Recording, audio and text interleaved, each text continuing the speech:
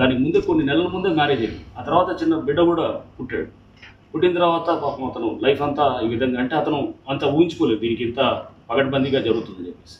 So పెళ్ళయి చిన్న బిడ్డ కూడా పుట్టి ఇది ఇప్పుడు ఇతను మరణశిక్ష అనేది డెఫినెట్గా ఇది అందరికీ కూడా ఇది ఒక గుణపాఠం కావాలి. ఇట్లాంటి హైడ్ కిల్లర్స్కి లేకపోతే ఇది ఆనర్ కిల్లింగ్స్లో ఇన్వాల్వ్ అయ్యే వాళ్ళకి వీళ్ళందరికీ కూడా ఒక గుణపాఠం కావాలి. అండ్ మీరు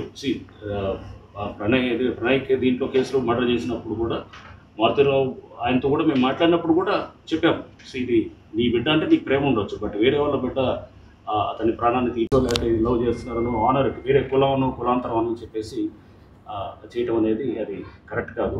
అండ్ కేసు అయితే మటుకు వీఆర్ వెరీ హ్యాపీ.